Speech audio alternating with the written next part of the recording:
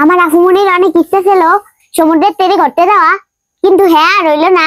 হার লেগে ঘরে বইয়ে এক টুকরো সমুদ্র বানাইলো। এই যে হলুদ কার্ডবোর্ডটা দেখতে আছেন, এইটা আমার আফুমনি নানা বাইক দেখ টাইম গিয়ে আনছে।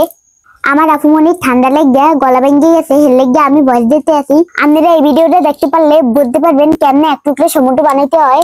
এই ঝিনুক কয়টা আমার মামাতো বোনে আমার আফুমনিরে দেশে, আর এই লাল বালিগুলা আমার আফু পাশের বাড়ির আনছে। কারণ আপনারা তো জানেনই সমুদ্রের পাড়ের বালি লাল হয়। এই হলুদ কাগজটা তেল তুললে হেঁটে আফু এই সাদা কাগজটা দিয়ে দিতে আছে। আপনারা গান দিয়ে সাদা কাগজটা লাগাই দেবেন। এখন সমুদ্র বানানোর লেগে এক লেগে রং দিয়ে নিতে হবে। এখন আফুমনি তিনটা রং মিলে এলেছে, একটা হইলো সবুজ কালার, একটা হইলো নীল কালার, আর একটা হইলো সাদা কালার। রংগুলার ভালো মতো মিশিয়ে নিতে আছে।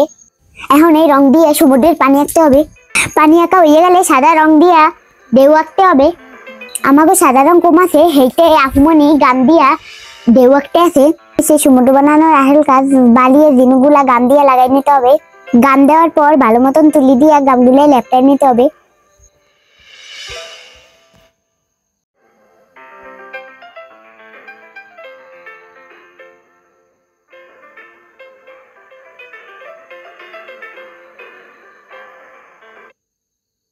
অবশেষে গামের উপর বালি আর জিনুগুলা লাগাইতে আছে।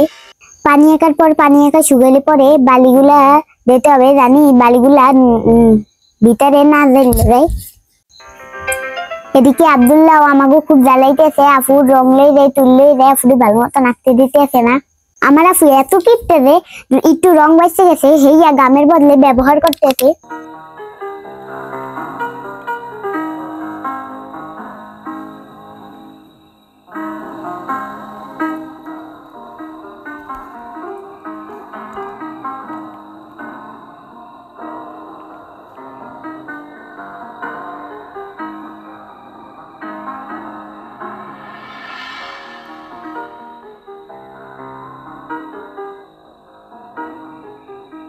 লাল বালির ভিতরে আফু কতগুলা পাথর পাইছে ছোট ছোট, হেইয়া আফু গাম দিয়া লাগাই দিতে আছে।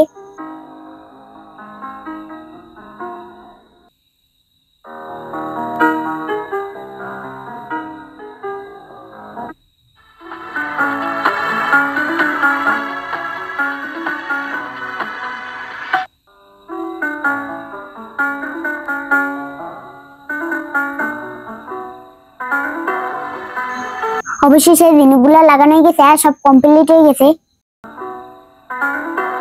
অবশেষে আফুমনি সমুদ্রের তীর তৈরি হয়ে গেছে। হে যে কি পরিমাণে খুশি হয়েছে হ্যাঁ করার মতন না। মনে হয় সমুদ্রে ঘুরতে গেলেও এত খুশি হতো না।